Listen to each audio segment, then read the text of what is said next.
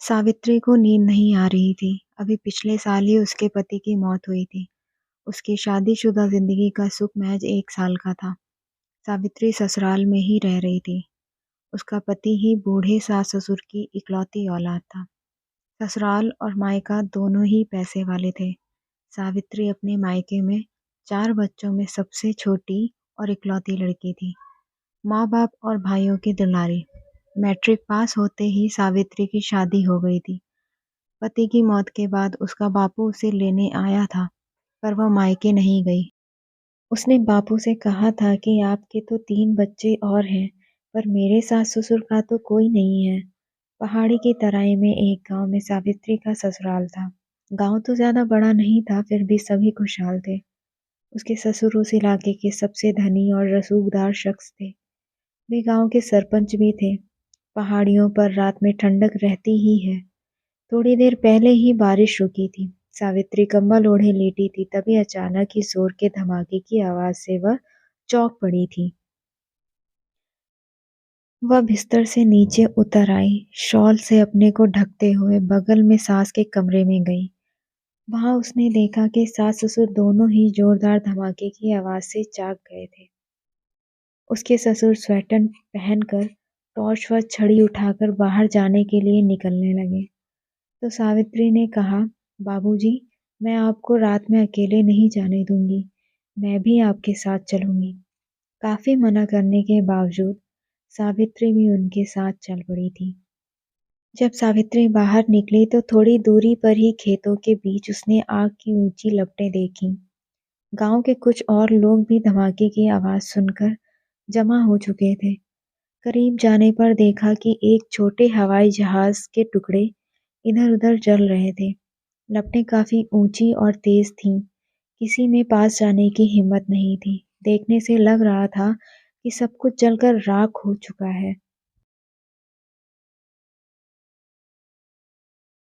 तभी सावित्री की नजर मलबे से दूर पड़े किसी शख्स पर गई, जिसके हाथ पैरों में कुछ हरकत हो रही थी। वह अपने ससुर के साथ उसके नजदीक गई। कुछ और लोग भी साथ हो लिए थे। उस नौजवान का चेहरा जलने से काला हो गया था। हाथ पैरों पर भी जलने के निशान थे। वह बेहोश पड़ा था, पर रह रहकर अपने हाथ पैर हिला रहा था।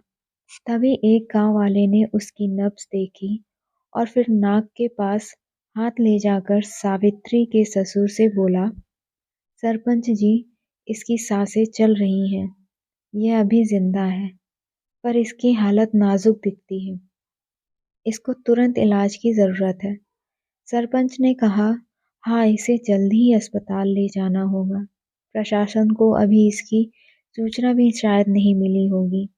सूचना मिलने के बाद भी सुबह के पहले यहाँ पर किसी के आने की उम्मीद नहीं है। तुम में से कोई मेरी मदद करो। मेरा ट्रैक्टर लेकर आओ। इसे शहर के अस्पताल ले चलते हैं।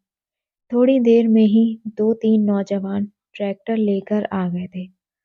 उस घायल नौजवान को ट्रैक्टर से ही शहर के बड़े अस्पताल ले गए। सावित्री भी सरपंच जी के साथ शहर तक गई थी। अस्पताल में डॉक्टर ने देखकर कहा कि हालत नाजुक है। पुलिस को भी सूचित करना होगा। यह काम सरपंच ने खुद किया और डॉक्टर को तुरंत इलाज शुरू करने को कहा। इमरजेंसी वार्ड में चेकअप करने के बाद डॉक्टर ने उसे इलाज के लिए आईसीयू में भेज दिया। पर उस शख्स के पास से कोई पहचान पत्र या बोर्डिंग पास भी नहीं मिला। हादसे की जगह के पास से एक बुरी तरह जला हुआ पर्स मिला था। उस पर्स में ऐसा कुछ भी सबूत नहीं मिला था जिससे उसकी पहचान हो सके। डॉक्टर ने इलाज तो शुरू कर दिया था। सरपंच जी खुद गारंटर बने थे, यानी इलाज का खर्च उन्हीं को उठाना था। सुबह होते ही इस हादसे की खबर रेडियो और टेलीविजन पर फैल चुकी थी। पुलिस भी आ गई थी। पुलिस को सारी बात बताकर उसकी सहमति लेकर सरपंच जी अपनी बहू सावित्री के साथ अपने घर लौट आए थे। शहर के एयरपोर्ट पर अफरा-तफरी का सा माहौल था। एयरपोर्ट शहर से 20 किलोमीटर दूर और गांव के विपरीत दिशा में था। लोग उस उड़ान से आने वाले अपने रिश्तेदारों का हाल जानने के लिए बेचैन थे। एयरलाइंस के मुलाजिमों ने तो सभी सवारियों और हवाई जहाज के मुलाजिमों की लिस्ट लगा रखी थी, जिसमें सबको ही मरा ऐलान किया गया था। थोड़ी ही देर में टेलीविज़न पर एक ब्रेकिंग न्यूज़ आई कि एक मुसाफिर इस हादसे में बच गया है, जिसकी हालत नाज़ुक है, पर उसकी पहचान नहीं हो सकी है। सबके मन में उम्मीद की एक किरण जग रही थी कि शायद वह उन्हीं का सगा हो। अस्पताल में भीड़ उमड़ पड़ी थी। डॉक्टर ने कहा कि अभी वह वेंटिलेटर पर है और हालत नाजुक है। मरीज के पास तो अभी कोई नहीं जा सकता है। उसे सिर्फ बाहर से शीशे से देखा जा सकता है। लोग बाहर से ही उसको देखकर पहचानने की कोशिश कर रहे थे, पर यह मुमकिन नहीं था। उसका चेहरा काफी जला हुआ था। उस पर दवा का लेप भी लगा था। इधर सरपंच रोज सुबह अस्पताल आते थे। अक्सर सावित्री भी साथ होती थी। वह उनको अकेला नहीं छोड़ना चाहती थी, क्योंकि सरपंच खुद दिल के मरीज थे। कुछ दिनों के बाद डॉक्टर ने सरपंच से कहा, मरीज खतरे से बाहर तो है, पर वह कोमा में जा चुका है। कोमा से बाहर निकलने में कितना समय लगेगा, कुछ कहा नहीं जा सकता है। कुछ ही दिनों में उसे आईसीयू से निकाल कर स्पेशल वार्ड में भेज देंगे। दूसरी बात यह है कि उसका चेहरा बहुत खराब हो चुका है। अगर वह कोमा से बाहर भी आता है, तो आईने में अपने आप को देखकर उसे गहरा सदमा लगेगा। सरपंच ने पूछा, तो इसका इलाज क्या है? डॉक्टर बोला, उसके चेहरे की प्लास्टिक सर्जरी करनी होगी, पर इसमें काफी खर्च होगा। अभी तक के इलाज का खर्च तो आप देते आए हैं। सरपंच ने कहा, आप पैसों की चिंता ना करें। अगर यह ठीक हो जाता है, तो मैं समझूंगा कि मेरा बेटा मुझे दोबारा मिल गया है। कुछ दिनों के बाद उस मरीज को स्पेशल वार्ड में शिफ्ट किया गया था। वहाँ उसकी देखभाल दिन में तो अक्सर सावित्री ही किया करती थी, लेकिन रात में सरपंच के कहने पर गांव से भी कोई ना कोई आ जाता था। तकरीबन 2 महीने के बाद उसकी प्लास्टिक सर्जरी भी हुई। उस आदमी को नया चेहरा मिल गया था। इसी बीच सरपंच के ट्रैक्टर की ट्रॉली पर एक बेल्ट मिली। हादसे के बाद उस नौजवान को इसी ट्रॉली से अस्पताल पहुंचाया गया था। शायद किसी ने उसे आराम पहुंचाने के लिए बेल्ट निकालकर ट्रॉली के एक कोने में रख दी थी, जिस पर अब तक किसी की नजर नहीं पड़ी थी। बेल्ट पर 2 शब्द खुदे थे, एसके। उस बेल्ट को देखकर सरपंच को लगा कि उस आदमी की पहचान में यह एक अहम कड़ी साबित हो सकती है। इसकी सूचना पुलिस को दे दी। साथ ही लोकल टेलीविजन चैनल और रेडियो पर भी इसे प्रसारित किया गया। अगले ही दिन एक बुजुर्ग दंपत्ति उसे देखने अस्पताल आए थे। उनका शहर में काफी बड़ा कारोबार था, पर चेहरा बदल जाने के चलते वे उसे पहचान नहीं पा रहे थे। बेल्ट भी पुलिस को दे दी गई थी। वहां पर उन्होंने सावित्री को देखा, जो मन लगाकर मरीज की सेवा कर रही थी। अस्पताल से निकलकर वे सीधे पुलिस स्टेशन और वहां उस बेल्ट को देखकर कहा कि ऐसी ही एक बेल्ट उनके बेटे की भी थी, जिस पर एसके लिखा था। यह बेल्ट जानबूझकर उनके बेटे ने खरीदी थी, क्योंकि एसके उसके नाम सत्य कुमार से मिलती थी। फिर भी संतुष्ट हुए बिना उसे अपना बेटा मानने में कुछ ठीक नहीं लग रहा था। फिलहाल वे अपने घर लौट गए थे, पर सरपंच का मन कर कह रहा था कि यह सत्य कुमार ही है। तकरीबन 1 महीना गुजर चुका था। सरपंच और सावित्री दोनों ही सत्य कुमार की देखभाल कर रहे थे। एक दिन अचानक सावित्री ने देखा कि सत्य कुमार के होंठ फड़फड़ा रहे थे और हाथ से कुछ इशारा कर रहा था। उसने तुरंत डॉक्टर को यह बात कही। डॉक्टर ने कहा कि दवा अपना काम कर रही है और उन्हें पूरी उम्मीद है कि अब वह बिल्कुल ठीक हो जाएगा। कुछ दिन बाद सावित्री उसे जब अपने हाथ से खाना खिला रही थी, सत्य कुमार ने उसका हाथ पकड़कर कुछ बोलने की कोशिश की थी।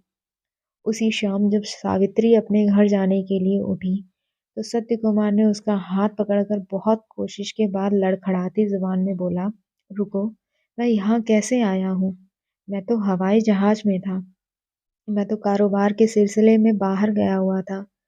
फिर अपने बारे में उसने कुछ जानकारी दी थी। सरपंच और सावित्री दोनों की खुशी का ठिकाना ना था। उन्होंने डॉक्टर को बुलाया। डॉक्टर ने उसे चेक कर कहा, मुबारक हो, अब यह होश में आ गया है। इसके माता पिता को सूचना दे दें। सावित्री और सरपंच अस्पताल में ही रुककर सत्य कुमार के माता-पिता का इंतजार कर रहे थे। वे लोग भी खबर मिलते ही दौड़े आए। सत्य कुमार ने अपने माता-पिता को पहचान लिया था और हादसे के पहले तक की बात बताई। उसके बाद का उसे कुछ याद नहीं था। सत्य कुमार के पिता ने सरपंच और सावित्री का शुक्रिया अदा करते हुए कहा, आपके उपकार के लिए हम लोग हमेशा कर्जदार रहेंगे। यह लड़की आपकी बेटी है ना? सरपंच बोले, मेरे लिए तो बेटी से भी बढ़कर है तो मेरी बहू, पर शादी के 1 साल के अंदर ही मेरा इकलौता बेटा हम लोगों को अकेला छोड़कर चला गया। पर सावित्री ने हमें नहीं छोड़ा। मैं तो चाहता था कि ये अपने माँ-बाप के पास चली जाए और दूसरी शादी कर ले, पर यह तैयार नहीं थी। सत्य कुमार के पिता ने कहा, अगर आपको कोई ऐतराज नहीं है, तो मैं सावित्री को अपनी बहू बनाने को तैयार हूँ। क्यों सत्य कुमार, ठीक रहेगा ना? सत्य कुमार ने सहमति में सिर हिलाकर अपनी हामी भर दी थी। फिर सेठ जी ने सत्य कुमार की माँ की ओर देखकर मुस्कुराते हुए कहा, अरे सेठानी, तुम भी तो कुछ कहो। सेठानी बोली, आप लोगों ने तो मेरे मुंह की बात छीन ली है। मेरे बोलने को कुछ बचा ही नहीं है। फिर वे सावित्री की ओर देखकर बोली, तुम्हें कोई ऐतराज तो नहीं है? सावित्री की आंखों में आंसू की कुछ बूंदें छलक कर उसके गालों पर आ गई थी। वह बोली, मैं आप लोगों की भावनाओं का सम्मान करती हूँ, पर मैं अपने सास ससुर को अकेला छोड़कर नहीं जा सकती।